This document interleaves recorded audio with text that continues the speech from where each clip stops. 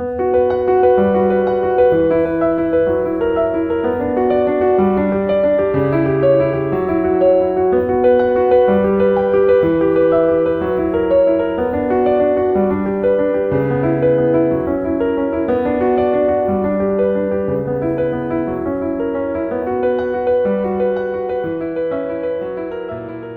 name's Rick Kimberly with Kimberly Farms, and we're in central Iowa.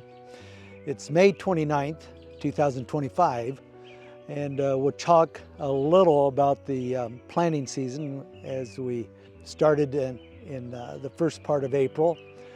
We had to put on some anhydrous. We didn't have all of our anhydrous on. We put some on in the fall, but then we came back and had some we needed to put on this spring. The spring season started fairly early this year because we haven't had a lot of rain or many big rains. So we did get started at a pretty good time, probably started around the 10th, 11th, 12th of April planting corn. Had pretty good conditions as far as the soil conditions.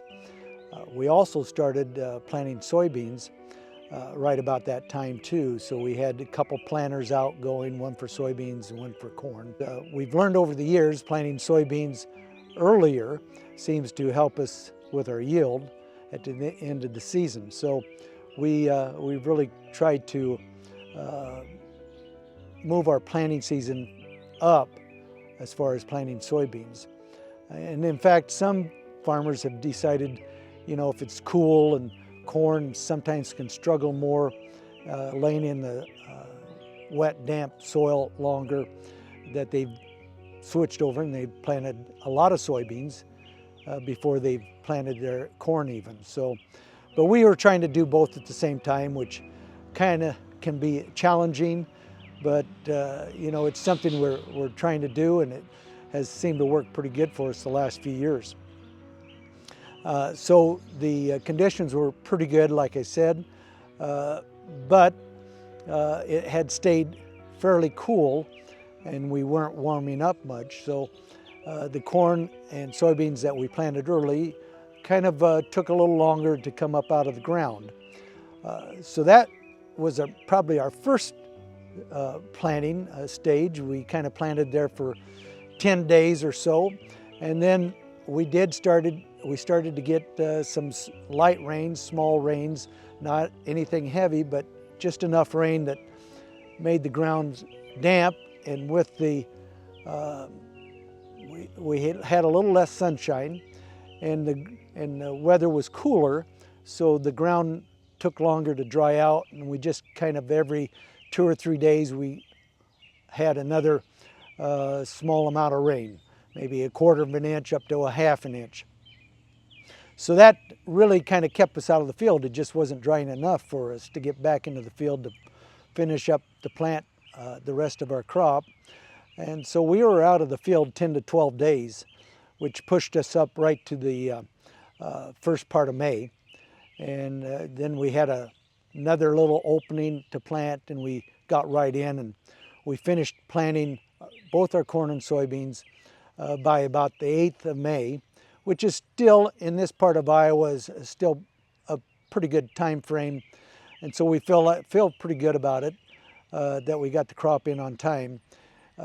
After we got the crop in on time, it still stayed fairly cool. And so the crop has been slow about, you know, the growth stage and popping out of the ground and just really taking off. We did have about a week ago a 3-inch rain, which we really needed that because we weren't getting significant rain. We had a lot of small rains, but you know, our subsoil moisture is probably lower than what we'd like it for the spring, because most of the Midwest, we have good soil and water holding capacity, and we rely on that subsoil moisture to carry us through the heat and later on in the summer. So we might be a little low on that, which means we're going to need continual rains, timely rains, to kind of help this crop. But this time of year, we're always optimistic and we're looking forward to a good crop. Markets have kind of not done too much. We've had the tariffs and the tariff talks and things, which you kind of worry about markets. Markets really haven't gone down a lot. They've kind of fluctuated, some up, some down, kind of stayed in a range. As far as people switching over, there might be some acreage that was changed, but a lot of the acres were planted to plant more corn than soybeans this year, just because of the market conditions. Corn looked a little more profitable, so farmers were thinking about planting more corn than soybeans before even the tariffs became into play.